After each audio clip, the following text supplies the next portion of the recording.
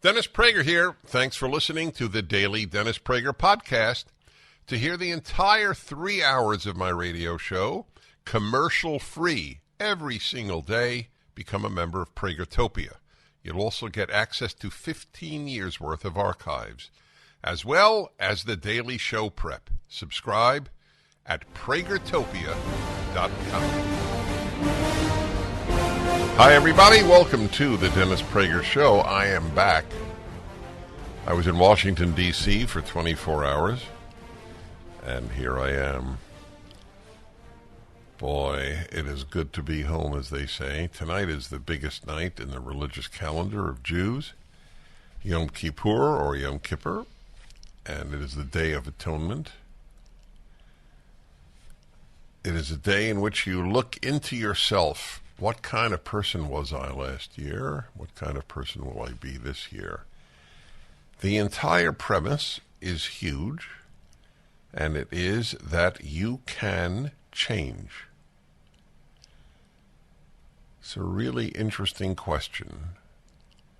How many people do change? I don't know the answer to that. The premise is that you can change, but is that a fact?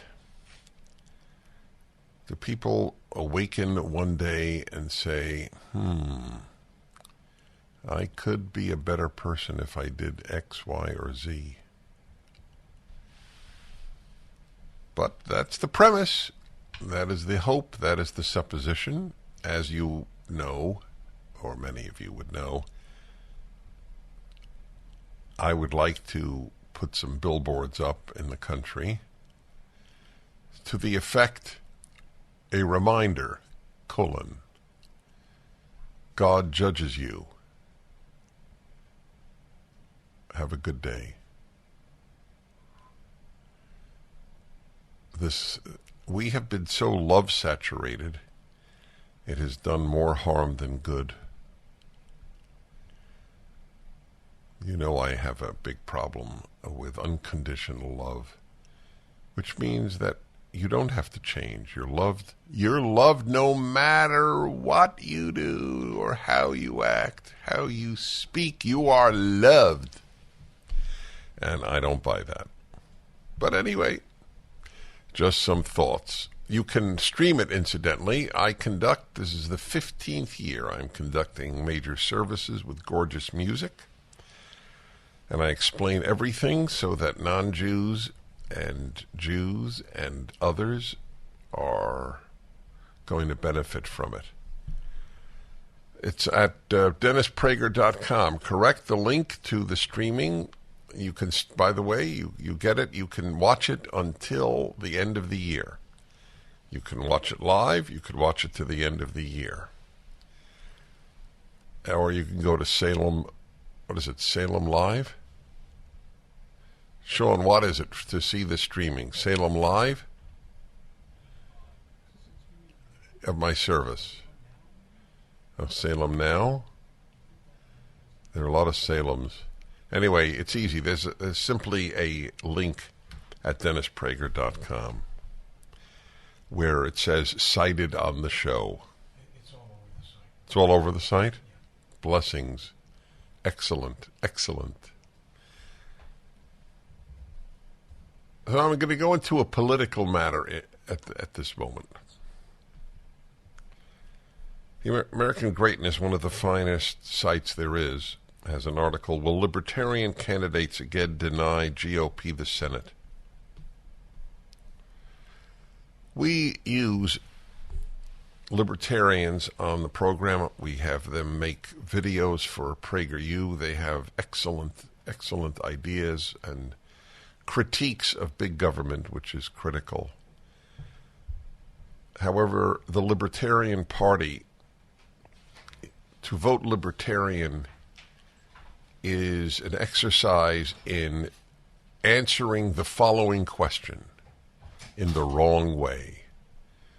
Will I do good or will I feel good? I would say that in the human species, people choose feeling good over doing good most of the time. That is what happens when you vote for the Libertarian Party. You are doing bad. That's right, you are doing something bad. You're probably a wonderful human being with great ideas, and I share most values with you, but I don't share the biggest single value right now, and that is defeating the left.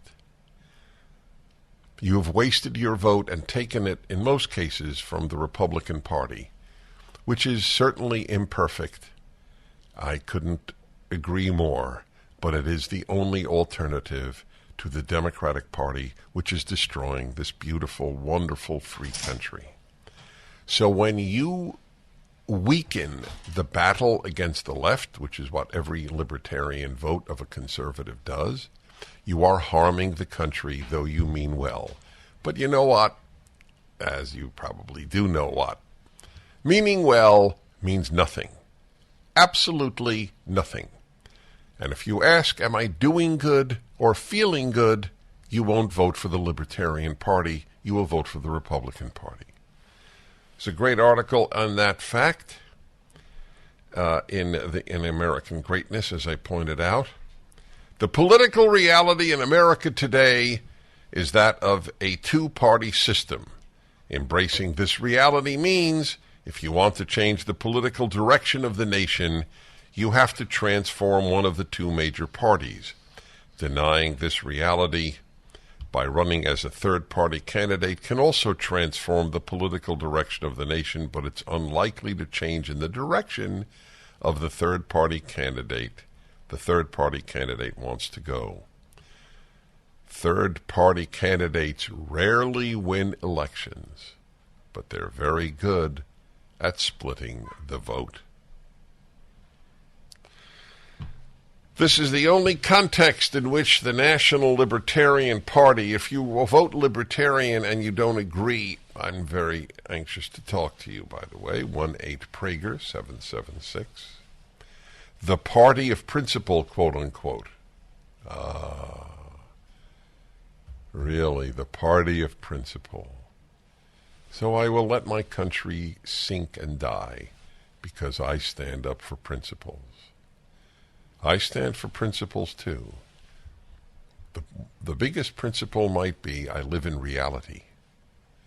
I don't live in a make-believe world. Democrats, leftists live in a make-believe world where sex is not a given. It's assigned by humans. Okay, that's make-believe.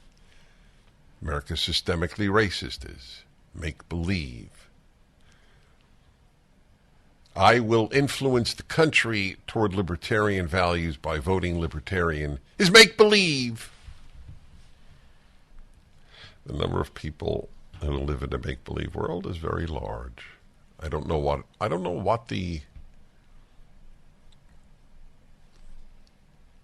what's the word I'm looking for? What the payoff is. I guess that's as good a word as any. What do you get from taking a vote away from the right and giving it to the left? Why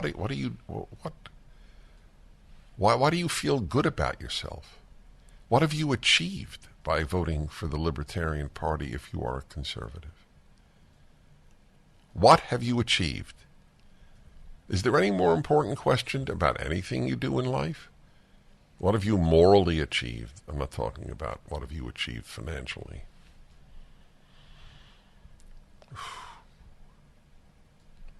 Yep. This party, with its principled candidates above all else, believes in limited government, which is to say they oppose socialism. And voila! When you split the anti-socialist vote, the socialist wins.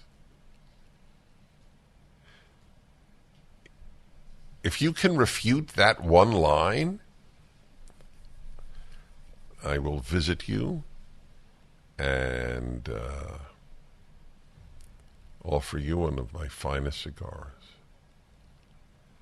Let me repeat that line. When you split the anti-socialist vote, the socialist wins. That's a great line, isn't it? That's exactly what happens Why do people vote Democrat who are liberal and not leftist? Because it feels good. It would feel awful to vote Republican. Most people are governed by feelings. Mm-hmm. Feelings make us human, but they're crappy guides to how to behave. It's quite remarkable. I wish I could sit back and just ruminate on the human condition. Unfortunately, I feel morally obligated to take part in the human condition. I don't like watching things get destroyed. History repeats itself, and we're seeing that play out with inflation. When Jimmy Carter took office in the late 70s, gold sold for $140 an ounce. By 1980, the price of gold topped out at $870 an ounce. If today's market performs like it did when Carter was in office, the price of gold could skyrocket from $1,800 an ounce to $9,300 an ounce. This is Dennis Prager for AmFed Coin and Bullion. Don't miss out on a great opportunity to purchase precious metals while the prices are still stable. If history repeats itself, we'll see a run on gold, silver, and platinum that will certainly drive up prices. Be smart and buy now, as I am. At AmFed, you're dealing with specialists who provide you with personalized attention, honest information, and sound advice. You'll never be pressured into buying outrageously priced so-called collectible coins or anything that you don't need. Take advantage of today's prices. AmFed Coin and Bullion, 800-221-7694. AmericanFederal.com, AmericanFederal.com. So let me give you some data here from this piece. The human condition is what it is. Most people don't ask in these macro matters, or even in micro matters, will it do good, as much as they ask, will it feel good? The Libertarian Party is, let us feel good about ourselves while we help the left destroy the country. That is the Libertarian Party in a nutshell. I didn't exaggerate one iota. They are one of the greatest helpers of the left in the country, the Libertarian Party. Libertarian think tanks are terrific. The Libertarian Party is completely destructive. Completely. It helps the left more than any other non-left thing in America. Just take 2016. Gary Johnson, the Libertarian candidate, got over 4.5 million votes. That's great. That's great. What message did you send? You sent the message of, hey, we 4.5 million people believe in limited government, so we're going to try to give the reins of power over to the people who believe in big government. That's quite an achievement. 4.5 million votes in tight elections. Under foolish must be a picture of the Libertarian Party. Under I want to feel good about myself is a picture of the Libertarian Party. Under screw the Conservative Party and let's elect the left-wing party is a picture of the Libertarian Party. But feel good about yourself. Yeah, you're a purist. Purists do nothing good in this world. You know that? Nothing. They live to feel pure. I'm a pure libertarian, unlike the soiled Republicans. On the state level, Gary Johnson very nearly handed crucial states to Hillary Clinton. In Pennsylvania, where Trump's margin was just 1.3 percentage points, Johnson got 2.4% of the vote. In Wisconsin, where Trump won by 0.6%, Johnson got 3.7%. God, I read this and I really, my contempt for the Libertarian Party only increases. Just remember, it's the human condition. I want to feel good about myself. That's what animates the left. Oh, we're going to conquer global warming by banning all gas-powered cars from being sold in California as of 2035. I feel good about myself. How exactly are we going to power all of those cars? I don't have to answer that. I have to feel good. The whole left motto is we don't do good, we feel good. If they wanted to do good, you know what they would do? They would build desalination stations or power infrastructure in places like California. We have a drought. Do what Israel does. Israel now exports water. Israel has no water. It's half desert, the Negev. So they desalinate from the Mediterranean. They now have all the water they want.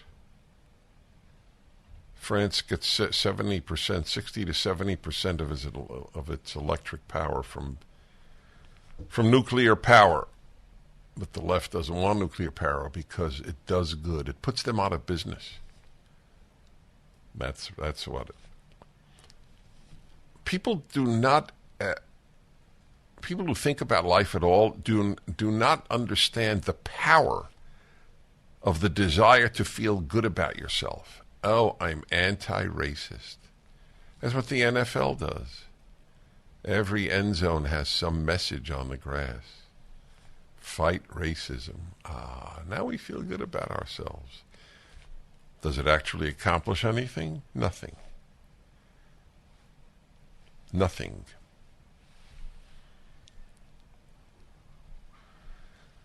Not only did Johnson very nearly leave the blue wall intact for Democrats in 2016, he also took states out of play that might have been toss-ups. In Colorado, for example, Trump lost by 3.6 percentage points. Gary Johnson got 4.7 percentage points. In Nevada, Trump lost by 2.7 percentage points, and Johnson got to 3.1%. In the 2020 election, it is possible that Joe Jorgensen, the Libertarian candidate, threw the election to Biden. In the 6 states where Trump was reported to have lost by the thinnest of margins, the impact of the Libertarian candidate either flipped the election to Biden or very nearly did. Wow. Well, that's the story. Let me feel good about me. I am pure. The Republican Party is not pure. That's the story with the never Trump conservatives. They're preoccupied with Trump's character, as they understand it to be, flawed, instead of the battle against the left. Why did the left win? Because of foolish conservatives. That's why. Weak liberals and foolish conservatives have given this country over to the nihilistic left, which is a small percentage of the country. Libertarians, when they vote Libertarian, they are handing a vote, they are taking a vote away from the party that does not believe that children should be sexualized at the age of 5. How does a libertarian defend that morally? I am enabling the party that says that there aren't boys and girls in schools, just students. That's the party I enable when I vote libertarian. How do you sleep well at night? The answer is the ability of the human being to dull his conscience is infinite. That is the answer. So all I could do is point it out. You have dulled your conscience. It is about as irrational and indefensible a vote a conservative can ever tender. 1-8-PRAGER 776.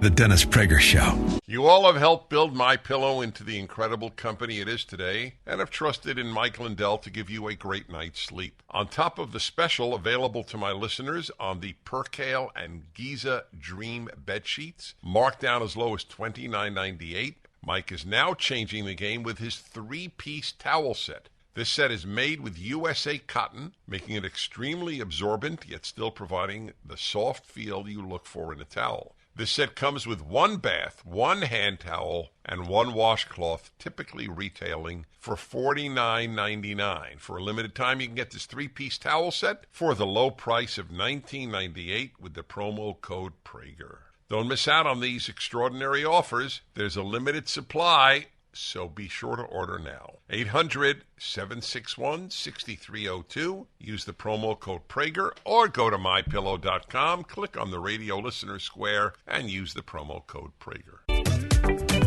Hi, folks. If you called in, I'm going to take some calls in a moment. But first, Elaine Parker is the Chief Communications Officer for a group I adore, love, admire, support. Okay, is it clear how much I appreciate the Job Creators Network? Go to Job Creators Network. Is it .org? Is that correct? .com. Okay, jobcreatorsnetwork.com. So, Elaine Parker, it's great to see you again. And you're in Orlando, you just told me, or really reminded me. Were you hit by Ian? The hurricane came through. It actually it looked like the eye went almost right over our neighborhood when we tracked it. We experienced about a Category 1, a low Category 1. The biggest issue here was all the rain and the flooding. It just dumped on us. My neighborhood, fortunately, I don't know if the drainage is just really well done, but we were fortunate enough not to experience any flooding. I lost some roof shingles, but the surrounding areas are very flooded. There were some schools that were closed. A lot of I live kind of near a university, and so a lot of the housing, the apartments around the university, the first floors were flooded out. So these kids have lost everything in the middle of a semester. They've lost their cars. They have no place to live. The apartments are letting them out of their leases, which is great, but we already have a shortage. So it's very sad. Wow, yeah, you were hit then. I mean, you being Orlando, not you personally. Well, I'm sorry, and I feel for everybody hurt by this natural disaster. You work, though, on man-made disasters. That's the reason I love Job Creators Network. Again, jobcreatorsnetwork.com. Your latest, I believe, is your Small Business Prosperity Plan. Let me just say to my listeners, small business is the backbone not just of the economy, but of the moral state of the country.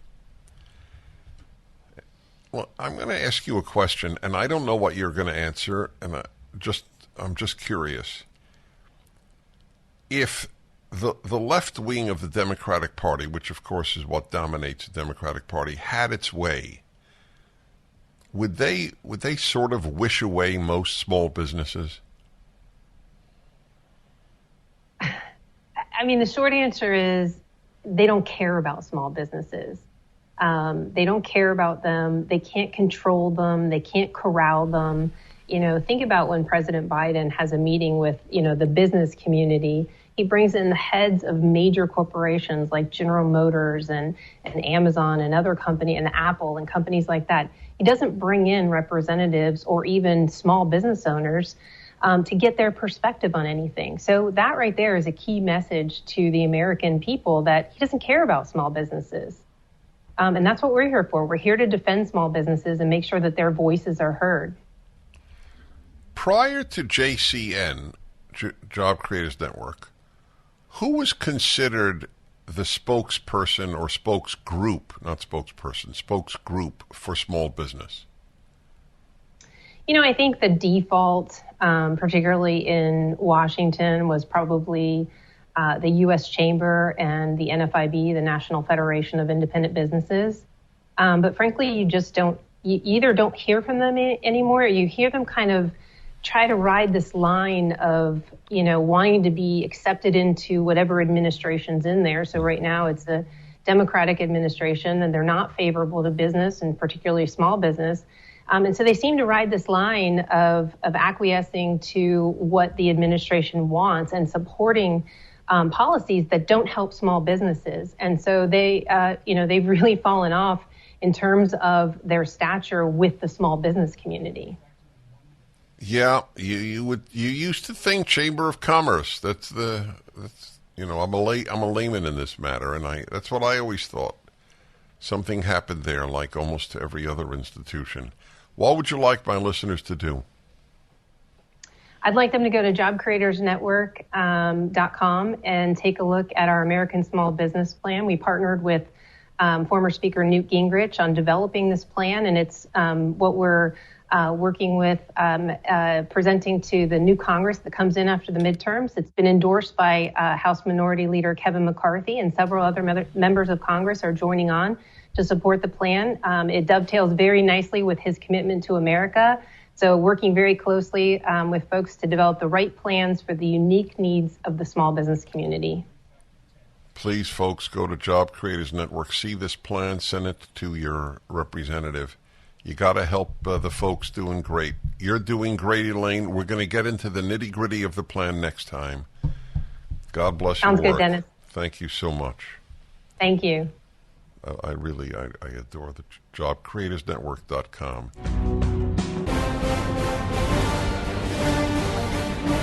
Hi, everybody. I'm Dennis Prager. Welcome to the program.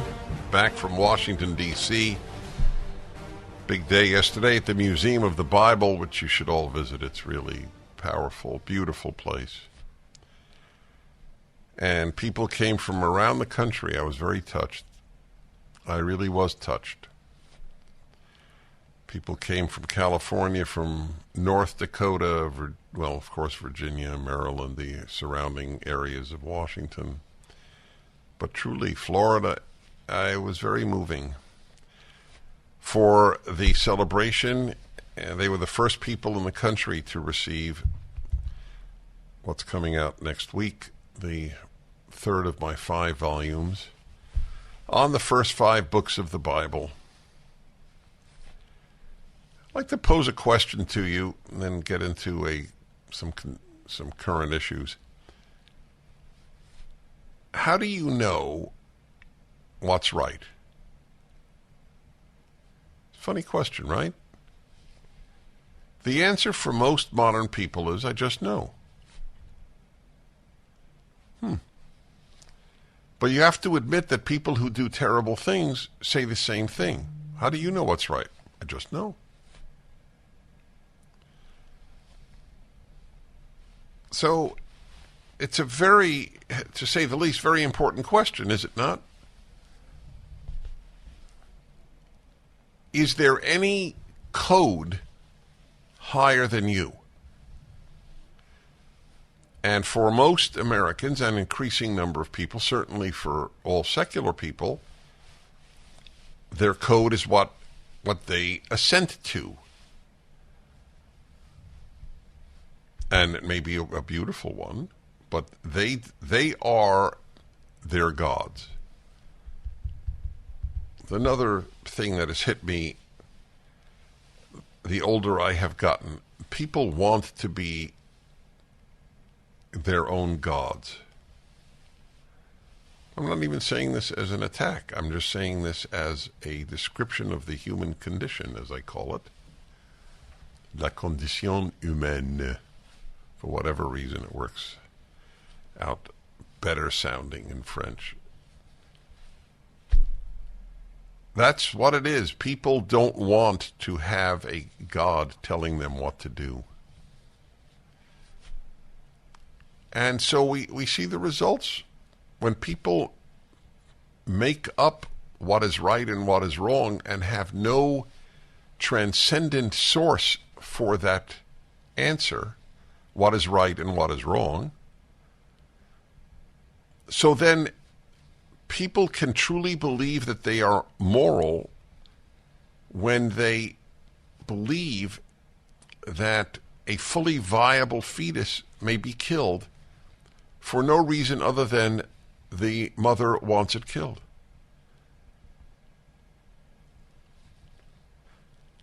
That's what happens when you don't have a God telling you right and wrong.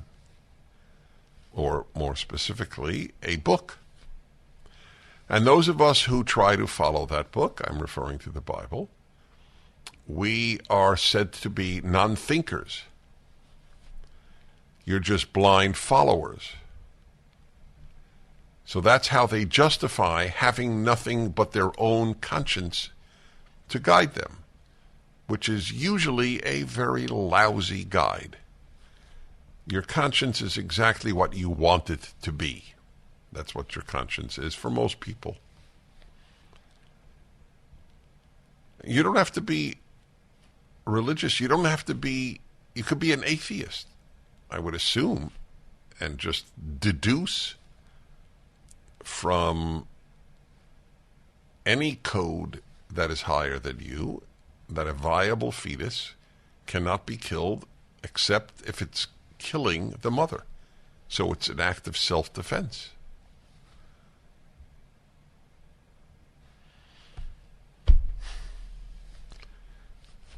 In the book that coming out next week, the next volume of my Rational Bible, what I've done in this series, in these 5 books, this is the 3rd to come out, it's the 5th book of the Bible, is explain why this is the finest code for you to adopt in your life.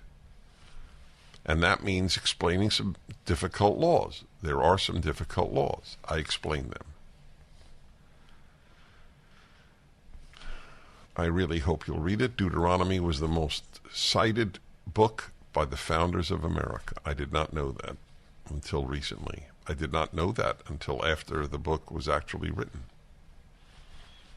I just found it out a few months ago. A scholar used computers to see what books were the most cited by the founders. Montesquieu, the French Enlightenment thinker, was number 2. Number 1 was Deuteronomy.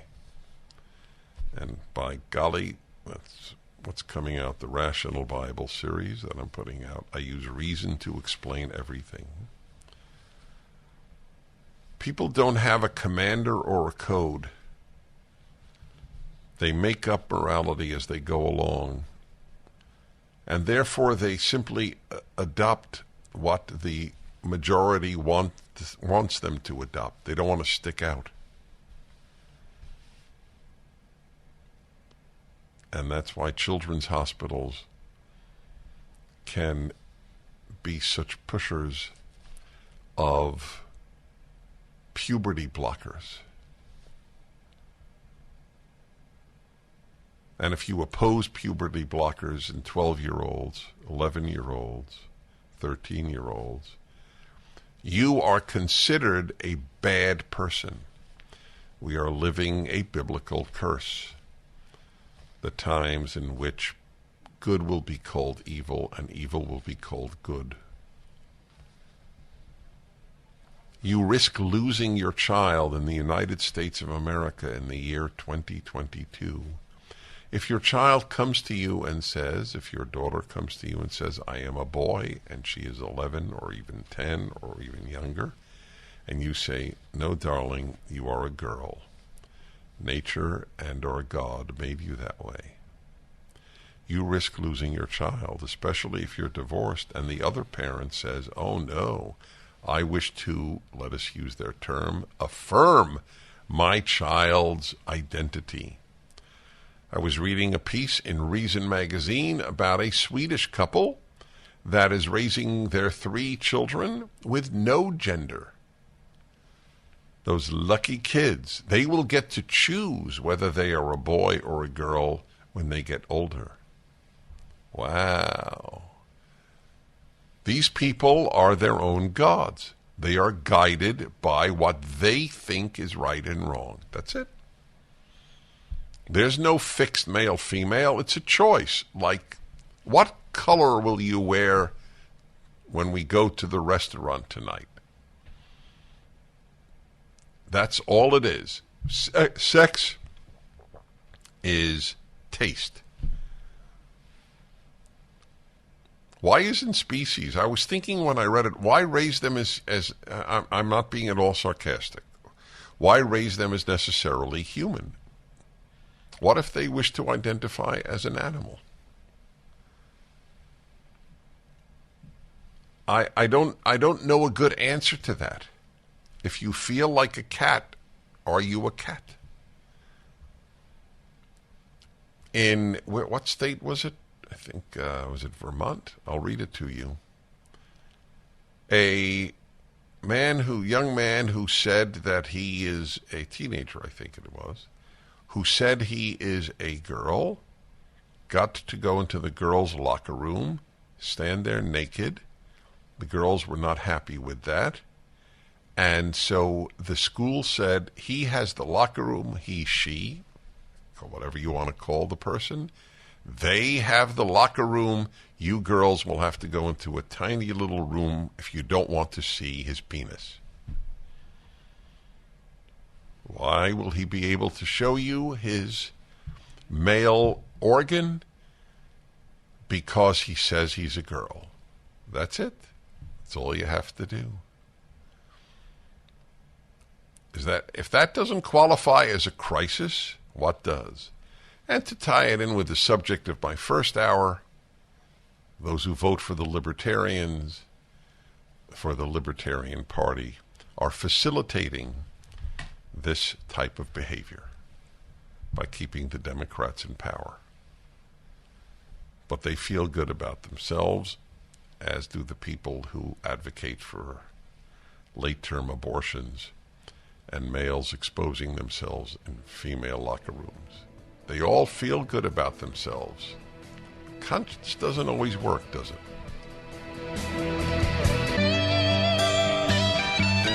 So here is the headline in the Daily Mail. Vermont girls high school volleyball team. How did that happen? You know how easy it is to click on something else on a page? Vermont girls high school volleyball team is barred from their own locker room after complaining about transgender student who uses it and who made an inappropriate remark to them. Members of the Randolph High School, it's in Vermont, volleyball team, after change in bathroom stalls, a bathroom stall, after complaining about transgender student using their locker room. The female players claim the transgender student made a comment to them while they were changing that they found to be, quote, inappropriate. Under Vermont state law, students can play sports and use the locker rooms of whatever gender with which they identify. So he was standing there naked. And most girls and females older than girls, the younger the female, the more sensitive she is, does not want to see a male naked, exposing himself, unless she wishes to see it, and she is intimate with this man. But we are supposed to believe that this is a girl with a penis. My contempt for the well-educated is very deep, since they are overwhelmingly the people who tell us that these are women with penises. So the question is, do they believe it? I've asked this about the left all of my life. I increasingly believe that they believe the stuff they come up with. The great quote comes to me every day. When people stop believing in God, they don't believe in nothing. They believe in anything. The girls' volleyball team at Randolph High School either has the guy walk around naked in their locker room, or they are kicked out of their locker room. Even if this is a sincere individual who really believes that he is now a female, let us say that is true. Wouldn't decency argue that nevertheless, since they, I will say they, out of neutral respect, wouldn't they take into cognizance the fact that they still appear as 100% male, and that therefore exposing themselves to the girls is not appropriate? So let us understand, if you expose yourself to a female and you say you're a male, you can get arrested.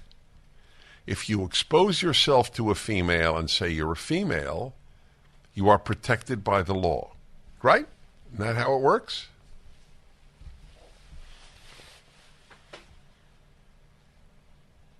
My trusty and partner in my shows, one of the two, has just IM'd me. If one of the girls had a sexual encounter with this person, with the penis, would they consider this a lesbian relationship? The rape of language that is taking place in our time, the killing of a perfectly viable human being in the womb, is now reproductive health. Reproductive health. There you go. Who said it? Was it Plato? He who controls the language controls the society. It's a very old phrase. It's very true. Well, I wonder what the parents of these girls at Randolph High School think. Will they keep their kids in Randolph High School? The whole team should just stop playing. Girls, you got to fight at some point. You might as well fight when it makes a difference. If Randolph High School no longer had a volleyball team, a girls' volleyball team, you think it would make a difference? The only members of the team, of the girls' team, were those who had male organs. Yeah. This proves, by the way, that a vast number of people will believe anything if the society tells them to believe it. I so now better understand the Soviet Union than I ever did, or communist China, or fascist Italy or Germany. I understand them much better now. People will believe anything they are told. Not people, most people. Anything. That's right. That's a girl, and you believe it. Those who tell the stories rule society. That's from Plato. All right. Thank you. Not many of you know that Sean got that from the original ancient Greek. And that's why, yes, he says, that's why it took so long. That's exactly right. Hey, good news. Canada has now dropped the mask mandate. Canada has become a living joke. Won't require masks on planes. Wow. Can I finally get into Canada to give a lecture now? I'm not vaccinated. I think so. That's a thrill. Back in a moment, 1-8-PRAGER-776. Yeah, watch that. That'll really provoke you into reading this great book, Deuteronomy, and hopefully my commentary to explain it. The Rational Bible. Deuteronomy is coming out next week. You can pre-order it at Amazon or at the Prager store. Starbucks is sending out an email to all those who get emails, which is millions of people from Starbucks. Starbucks, celebrate Latinx Heritage Month. Latinx. Latinx. When I first saw it, I thought it was Latinx, and my first reaction was it a tissue? Was it a Latin Kleenex? Latinx. Turns out Latinx because the left won't say Latino. Latinos say Latino, but left-wing Americans, non-Hispanic, non-Latino, say Latinx. Is anybody at Starbucks embarrassed? Well, here's an example of where you could do a very easy thing and let Starbucks know that they have degraded themselves. They have degraded Latinos. They have degraded the English language. And just unsubscribe from their emails. Is there an unsubscribe line in there? Good. That's what you need to do, because many of you got this one. Let's see here. Yep, there it is. This email was sent to, and you can now unsubscribe. You should unsubscribe. If you want to send them a note, that's even better. So this is my theory. The heads of Starbucks couldn't care less, but some young female execs have decided that we have to show our solidarity with the neutering of even Spanish. Spanish will say Latino, but this is Latinx. Thank you to those who sent me this, who receive mail from Starbucks. The cowardice, that's what it is. It's the cowardice of big corporations should be another lesson about how everything big that I can think of stinks. I think the only thing I want big is the military, because it doesn't work if it's not big. Anyway, what the left is doing to the military is well known. So here is the latest news from Canada, our Cuban neighbor to the north. Canada drops vaccine mandate, won't require masks on planes. This is from NBC Los Angeles. The Canadian government announced Monday it will no longer require people to wear masks on planes to guard against COVID-19.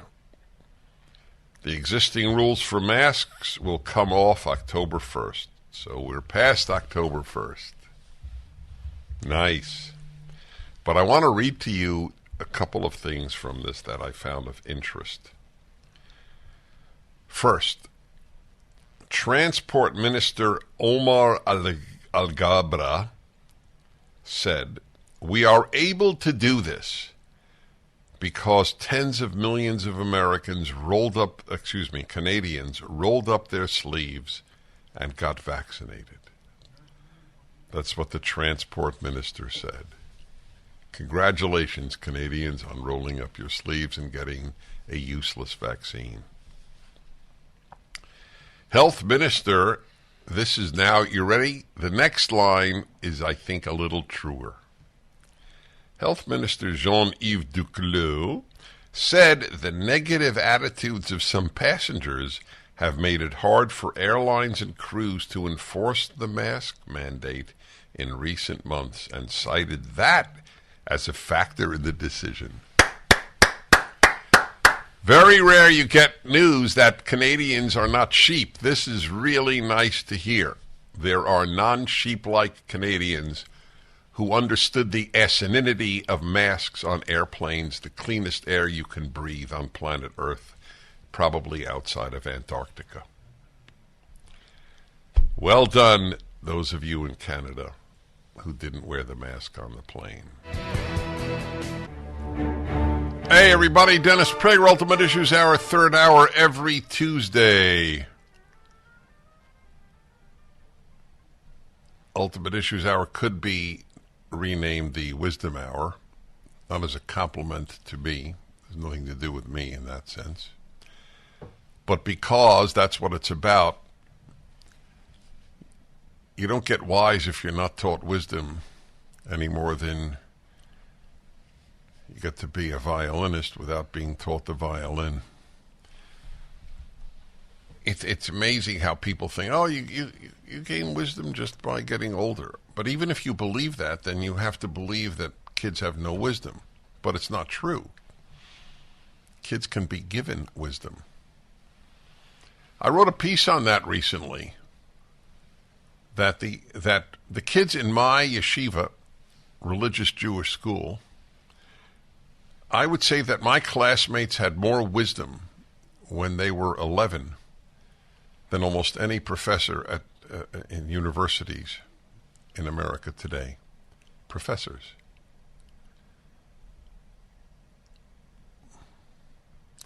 Because they weren't taught wisdom, and they don't have any. You don't get it just by getting older. If you're a fool at 20, good chance you'll be a fool at 60. Unless you work at being an unfool, which is almost impossible if you stay in a university setting. So that's my advocacy in a nutshell with regard to the Bible, and especially the first 5 books, the wisest things ever written in human history, the most influential. But they need to be explained. That's why I'm putting out the Rational Bible. The 3rd volume is coming out next week. It's the 5th book, but it's my 3rd volume. I didn't do it in order. So I made a video for PragerU on this book, the 5th book of the Bible, Deuteronomy. And it's powerful stuff. I'd like you to hear it, and then I will interrupt it and take your questions. Here we go. The only way to become a good person or to make a better society is by studying goodness. You can watch it. Many people think all you need to do good or be good is to have good intentions. But you can no more be good without studying how to be good than you can play piano without studying how to play piano, or practice medicine without studying medicine. There's a word for the study of goodness and how to make a good world: wisdom. Unfortunately, however, for much of the last century, few schools and even few parents have taught wisdom. The result is moral chaos.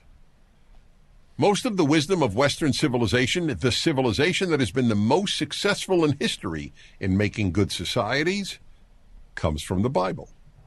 That's why the Bible is the most influential book ever written. So I'll share with you some of the wisdom from just one book of the Bible, the 5th, Deuteronomy. 1. Do not show partiality in judgment. Chapter 1, verse 17. A compassionate society is built on justice, not compassion. That might sound counterintuitive, but while we should be compassionate in our private lives, the state must be preoccupied with justice. That is the reason for this law. Judges are forbidden not only to show favor to the rich, but also to the poor. The purpose of a judge is to dispense justice. All right, let's stop there for a moment. Do not be afraid.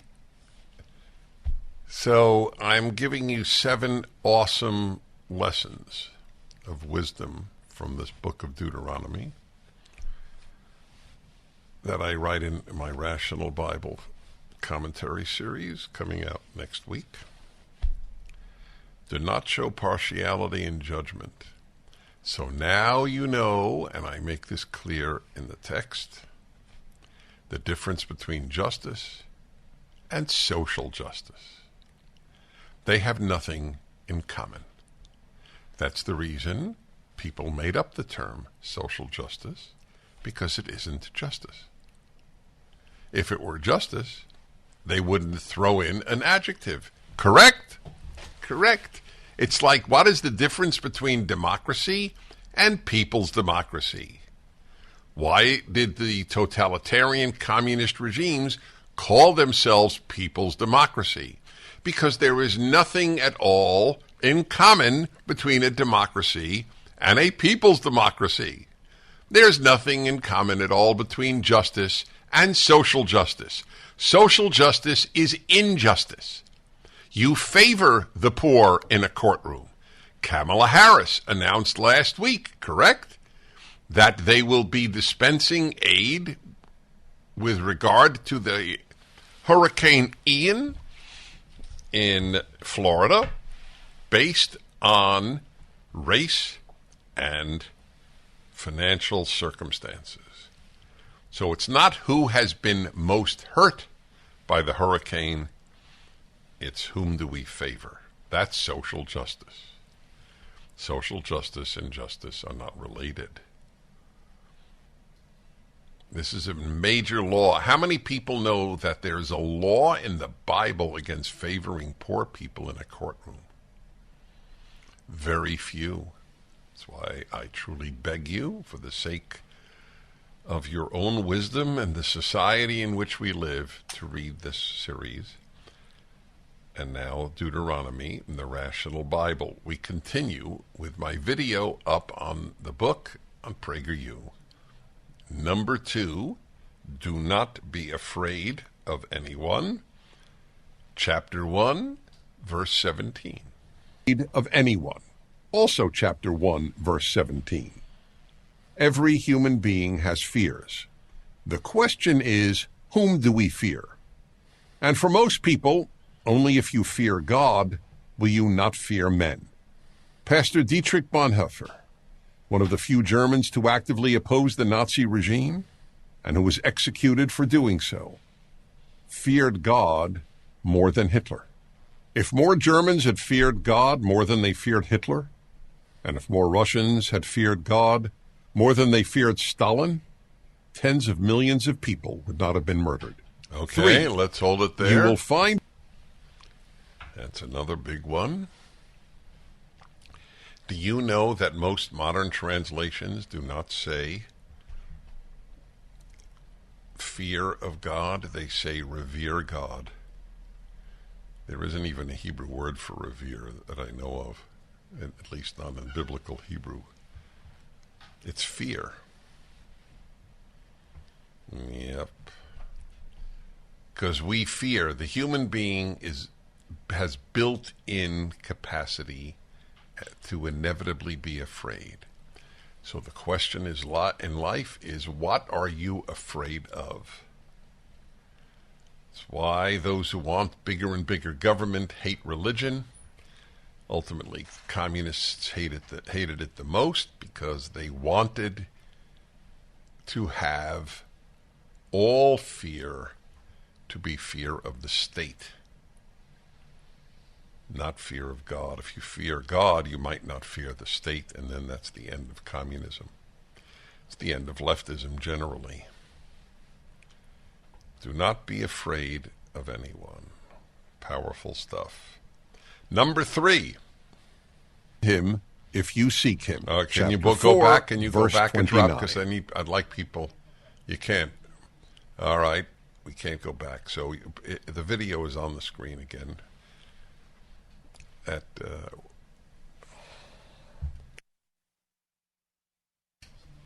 Salem News Channel. You can watch me and anything I put up. You will find him if you seek him. Oh, I have a lot to say. Just as finding a spouse can take years. Hold on. I don't want to interrupt this when we take our break. Just want to note that this is very big. God appears spontaneously to very few people. Certainly not. I wasn't one of them. You will find him if you seek him is the key to taking God and faith seriously. For most of us, I am certainly one of them, it takes a volitional decision. I will explain. to my knees. Well, I had everything. Dennis Prager here, Ultimate Issues Hour. The book the founders of the United States cited the most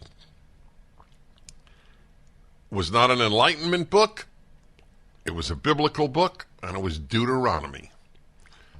And that's exactly what my latest book is, coming out next week. You can, of course, order it now at Amazon or the Prager store or anywhere you get a book.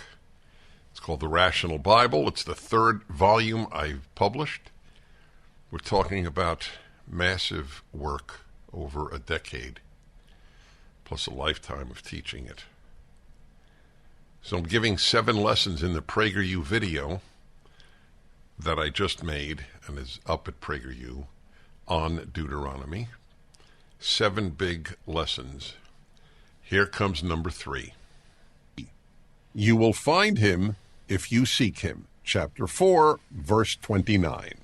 Just as finding a spouse can take years of searching, so too finding God can take years of searching. But, like a good spouse, the effort is worth it. Without God, life has no ultimate, no objective meaning. If there's no God, every one of us is as insignificant as a grain of sand. It's not a coincidence that as fewer Americans take God and religion seriously, suicide and depression rates have risen dramatically. Okay, so let me comment on this one. You will find him if you seek him. People think that either they believe in God or they don't believe in God. It's like either you like pizza or you don't like pizza. You like the color yellow or you don't like the color yellow. Now, for some people, that's true. Not for me. I've spent a life seeking God. It's a great project. And I do it through reason, and especially through the first 5 books of the Bible. And that's why I've written all of this up. That's why I don't make the case for God's existence nearly as much as I make the case for God's necessity. I don't know why you wouldn't seek God, knowing the chaos that has ensued with the death of God in the West. Yeah, men give birth as the result of secularism. Chaos, the moral idiocies that you see abounding. Good is bad, bad is good, man is woman, woman is man. This is all post-Judeo-Christian, post-biblical, if you will. So it's worth seeking. Number 4, please. You shall have no other gods before me. Chapter 5, verse 7. We have more gods in modern life than idol worshippers had in the ancient world. Just to cite one of a dozen examples, many secular people believe in science the way religious people believe in God and the Bible. But there's a big problem with that. Unlike God and the Bible, science has nothing, simply nothing, to say about good and evil or about the meaning of life. 5. Okay, hold on there. So I have a list of all the false gods people believe in. It's very powerful. Change your life if you take it seriously. Science, that one's the one that I gave as an example. It cracks me up. What does science tell you about how to treat your fellow human being? Nothing. Does science tell you not to cheat on an exam? Does science tell you to stay faithful to your spouse? Science tells you not to stay faithful to your spouse, because science wants you to reproduce. And the more women impregnated by a man, the better it is. That's the universal desire of science, if you will. Or how about survival of the fittest? Why should we spend money on the unfit? In fact, Hitler was a social Darwinian. Yeah, that's right. And that was their argument in his Germany. About Germans, forgetting about Jews. Why keep these people alive? They're not fit for life. He followed science. Hospitals don't follow science. They use science, but they're not doing it because of science. We don't treat the sick because of science. We treat the sick because we know science, but not because of science. We treat the sick because of a moral code that we have that has nothing to do with science. So the next time someone tells you they believe in science, ask them, what has science told you to do with regard to treating your neighbor? Next, please. Love God with all your heart. Chapter 6, verse 5. Given all the unfair suffering in the world, it's difficult for many people to love God. I admit, I am one of them. God knows this love is difficult. That's why Deuteronomy commands us to love him. It's an amazing commandment, and it's amazing in another way. Deuteronomy is the first book in history to present a God who loves human beings and who wants human beings to love him. Wow, 6. hold on. That's big. Yeah. It's a great book. It's meant to be life-changing. Love God and God loves you. This was brand new to the human species, thanks to the Torah, the first 5 books. There's so much that's brand new to the human species in the first 5 books that I believe that they were ultimately divinely given. I can't imagine people made up this stuff 3,200 years ago. By the way, I do admit that I have struggled with this commandment to love God with all my heart. I've had a wonderful life, but so many people have not, through no fault of their own. So it's been a struggle, but it's a worthy struggle. Love God with all your heart, all your soul, all your might. Yes. Good one. I like being challenged. I like being forced to grow. College doesn't do that. This book does. Take the break time, if you would, to order it from Prager Store or Amazon or wherever you want. The Rational Bible, Deuteronomy. Thank you. Hi, everybody. Ultimate Issues Hour. One of the greatest books, most influential, apparently, in making America, Deuteronomy. My commentary on it is coming out next week. You can pre-order it, of course. Amazon, the Prager Store, wherever you want. I pray you do. I've been working on this for 10 years. This 5-volume explanation, that's really what it is. It's an explanation. You can't read the Bible without, especially the first 5 books, the foundational books of everything in the Old and New Testament, without somebody explaining it to you. And Deuteronomy, by the way, has the most laws of any book. It has 240 laws. I believe that's the number. Amazing. It was a very hard project in my life. By the way, it's beautifully printed, and I thank Regnery for that fact. So I made a 5-minute PragerU video on Deuteronomy, which just came out. And I chose 7 verses that are life-changing to offer to you. I think we're up to number 6. Repeat them again and again to your children. Chapter 6, verse 7. Parents need to teach their children wisdom and moral values all the time. In the words of Deuteronomy, talk about them when you're at home, and when you're on the road, and when you go to bed, and when you get up. Otherwise, others, such as morally confused teachers and social media, will teach your children neither wisdom nor good values. That's 7. right. That's what parents blew. The greatest generation, it is called, the generation of World War II. And they were great.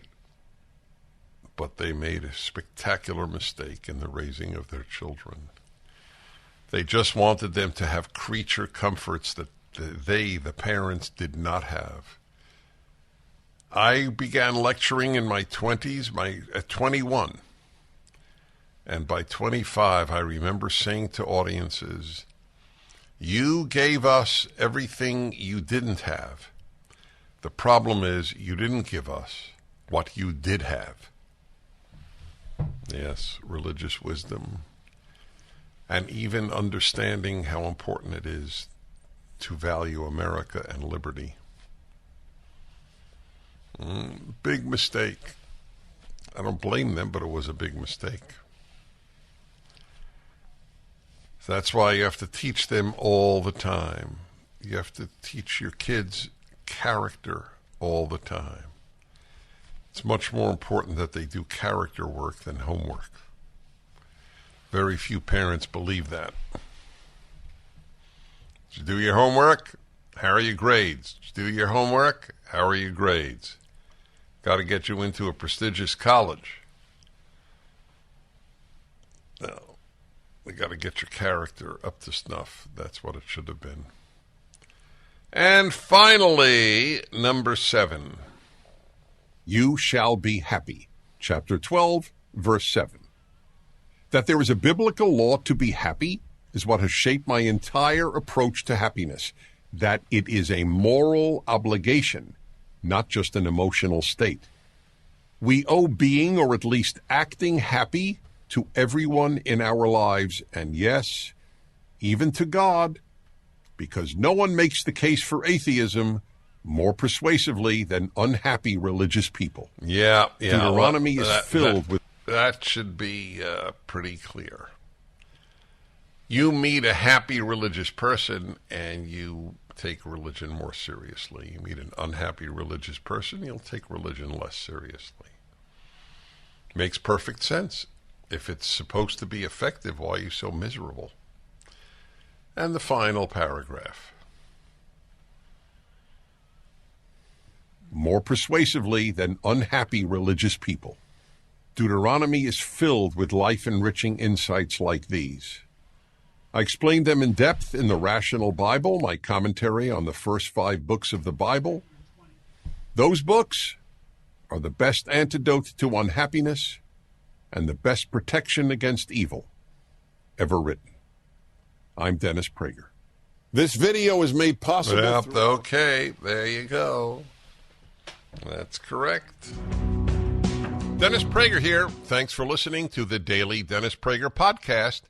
To hear the entire 3 hours of my radio show, commercial-free, every single day, become a member of Pragertopia. You'll also get access to 15 years' worth of archives, as well as the daily show prep. Subscribe at pragertopia.com.